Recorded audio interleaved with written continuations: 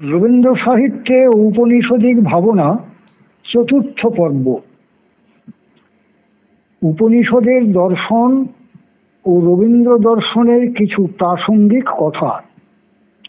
এবার বিশেষভাবে উপনিষদের দর্শন ও রবীন্দ্র দর্শনের মাধ্যমে রবীন্দ্রনাথের সাহিত্য সৃষ্টির কিছু প্রাসঙ্গিক অংশে প্রবেশ করা যাক। এই দুটি দর্শনের প্রকৃতিগত সাদৃশ্য এত অধিক যে তাদের একটি তুলনামূলক আলোচনা হওয়া দরকার। রবীন্দ্রনাথ উপনিষদের বাণীর সঙ্গে আশৈশব পরিচিত ছিলেন, তবু একথা বলা যায় না যে তিনি তাঁর সাহিত্যে উপনিষদের পুনরুচ্চারণ করেছেন। বরং বলা যেতে পারে তিনি উপনিষদ আত্মীকরণ করে এবং কিছুটা প্রভাবিত হয়ে তার মৌলিক সৃষ্টিতে নিমগ্ন হয়েছেন। আমাদের মনে হবে রবীন্দ্র সাহিত্যের বেশ কিছু অংশ ঔপনিষদিক ভাবনার নতুন রূপ। শশীভূষণ দাশগুপ্ত তার উপনিষদের পটভূমিকায় রবীন্দ্রমানস এবং হিরণ্ময় বন্দ্যোপাধ্যায় তার উপনিষদ ও রবীন্দ্রনাথ গ্রন্থে তার কিছুটা পরিচয় দিয়েছেন। এখানে সংহত পরিসরে এ বিষয়ে কিছু আলোচনা করা হলো। ভারতীয় দার্শনিক চিন্তা বৈদান্তিক, ঔপনিষদিক এবং তৎপরবর্তী শ্রীমদ্ ভগবদ্ গীতায় চারটি অবস্থার মধ্য দিয়ে বিকাশ লাভ করেছে। এক, প্রাকৃতিক শক্তির উপর দেবত্ব আরোপ। দুই, একটিমাত্র সর্বব্যাপী সত্তাকে মৌলিক শক্তিরূপে গ্রহণ।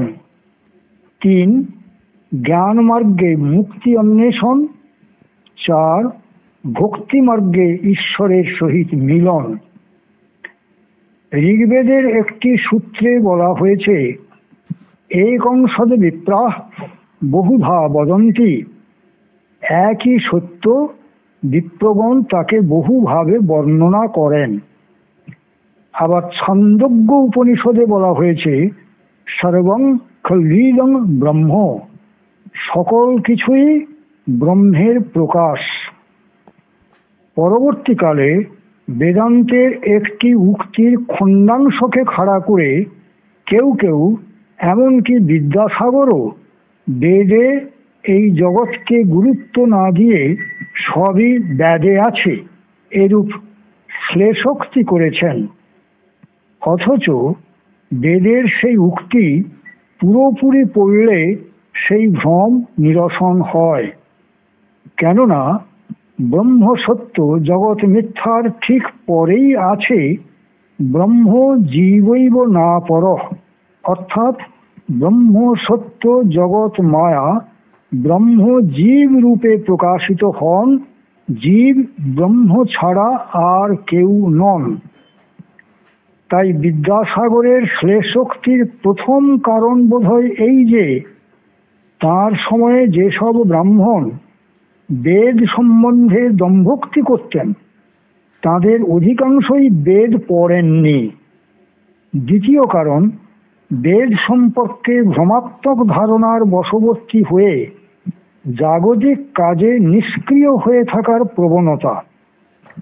তাই রামমোহন ও বিদ্যাসাগর উভয়েরই মনে হয়েছিল বেদান্ত দর্শনের পাশাপাশি জাগতিক উন্নতির জন্য পাশ্চাত্য দর্শন ও পাশ্চাত্যের জ্ঞান বিজ্ঞানের সঙ্গেও পরিচিত হতে হবে।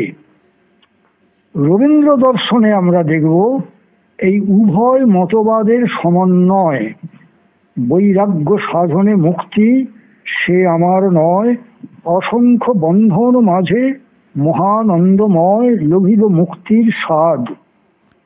এ তো বৈদান্তিক দর্শনের দ্বিতীয় সত্য ব্রহ্ম জীবৈব না পরঃ এর উপর ভিত্তি করে রবীন্দ্রনাথের সাহিত্য ভাবনার মৌলিক সৃষ্টি। এ যেন কবির শিল্পতাত্ত্বিক অনুভূতি। একই আত্মা বিভিন্ন রূপে প্রকাশিত হয়েও মূলত সেই একই সত্তা হয়ে আছেন। একই শক্তির বিশ্বে বহু রূপে প্রকাশ ঘটেছে। তৈত্তিরীয় উপনিষদে বলা হয়েছে রসো বৈ সঃ, অর্থাৎ ব্রহ্ম রসস্বরূপ। তিনি রস অনুভব করে আনন্দ পান। এই আনন্দ হল শিল্পরসিকের আনন্দ।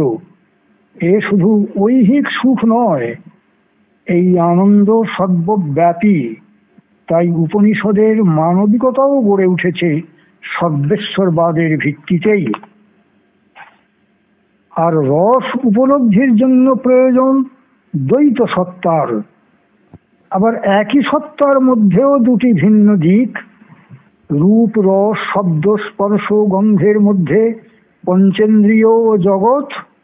আরেক দিকে চাই তার সঙ্গে সংযোগ স্থাপনের জন্য মন।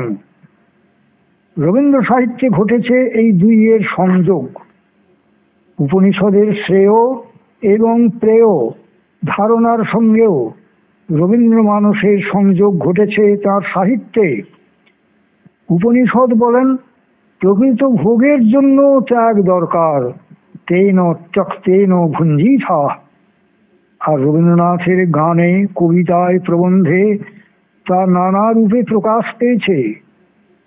তার religion of man the vision গ্রন্থে তিনি বলেছেন, My religious life has followed the same mysterious line of growth as has my poetic life. Rabindranath অনুভব করেন ব্রহ্মের সেই মহাসত্তা আকাশ পৃথিবী জুড়ে পরিব্যাপ্ত।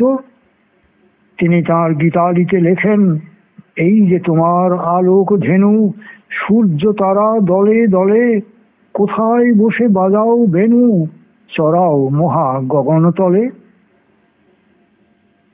ঈশোপনিষদের পঞ্চম মন্ত্রে আছে তদে জ্যোতি তন্ময়ী জ্যোতি, তদ্দূরে তদন্তিকে, তদন্তরস্য সর্বস্ব তদু সর্বস্যাস্য বাহ্যত। তিনি চলেন, তিনি চলেন না, তিনি দূরে আবার নিকটে, তিনি সমস্ত জগতের ভেতরে আবার এই সমস্ত জগতের বাইরেও। আর রবীন্দ্রনাথ লিখলেন, তোমার অসীমে প্রাণ মন লয়ে যত দূরে আমি ধাই, কোথাও দুঃখ কোথাও মৃত্যু কোথা বিচ্ছেদ নাই। তখন কি হলো? তখন এই হলো যে ঈশোপনিষদের এই মন্ত্র রবীন্দ্রনাথের ঋষি দৃষ্টিতে রসপুষ্ট হয়ে বেরিয়ে এলো এক ঔপনিষদিক কবিতা।